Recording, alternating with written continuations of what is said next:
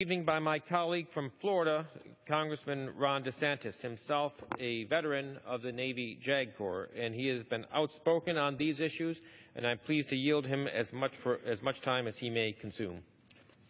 Well, I thank my friend from Pennsylvania.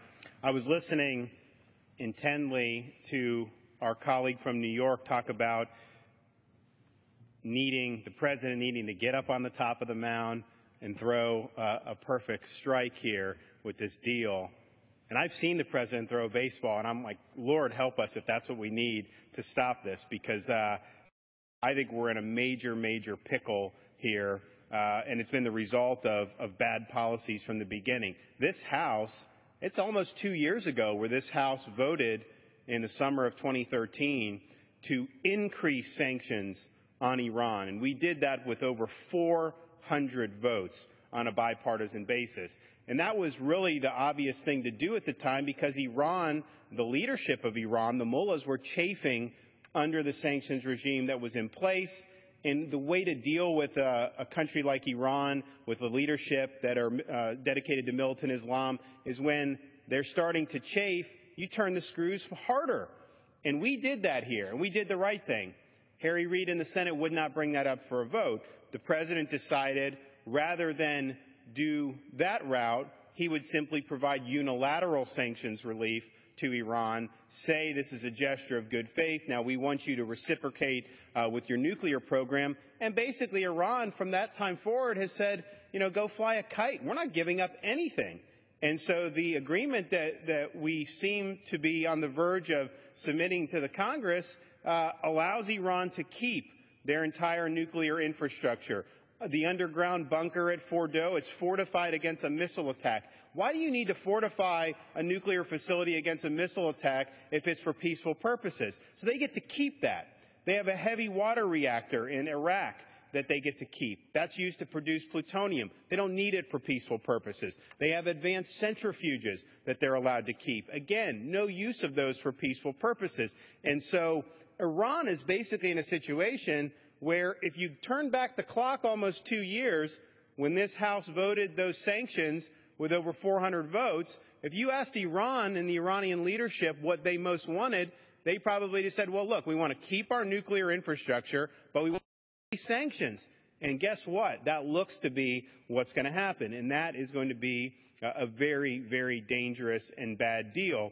And I do think it's worth pointing out, as much as we can, the nature of this regime. They're not only fomenting problems in the Middle East, they're not only dedicated to the destruction of Israel, they're dedicated to the destruction of the United States. The most deadly attack on U.S. Marines since Iwo Jima was in 1983 at the Marine Corps barracks in Beirut, when Hezbollah, which was supported by Iran, bombed and killed 220 U.S. Marines, another 21 personnel. That is major amounts of American blood on their hands. In Iraq, 2006, 2007, 2008, they were responsible for killing hundreds of our service members through the Shiite militias that were operating as their proxy forces, and may have killed as many as 1,500.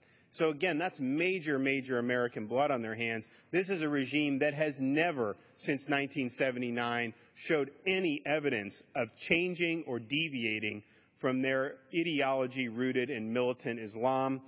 They are a danger not only to the region, but to the world. And I think you're starting to see, well, we've seen now for some time, since this president's taken office, Iran has steadily increased its influence and power in the region. They're the #1 actor in Iraq by far. They're now battling for Yemen with the Houthis. They're the #1 patron of Hamas on the Gaza Strip. They're the #1 patron of Hezbollah in Lebanon. And they're the #1 patron of Assad in Syria. And so this is a massive Shiite crescent throughout the Middle East. And guess what?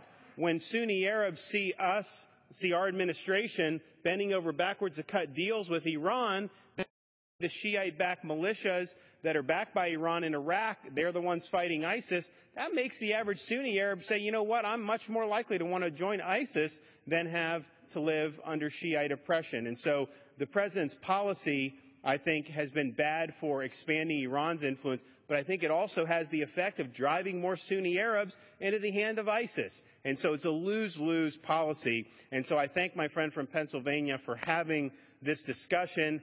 I hope that this bad deal doesn't happen, but if it does, then we need to have robust debate in the House. We need to pick apart the deal piece by piece and show how this is not something that's good for the security in the world. And we can see that already before the deal's even been agreed to, because you see an arms race in the Middle East with the Sunni Arab states that has been underway now for some time. That is a direct result of the bad policies that this administration has engaged in vis-a-vis Iran. So Iran, the regime in Iran, is an enemy of the country.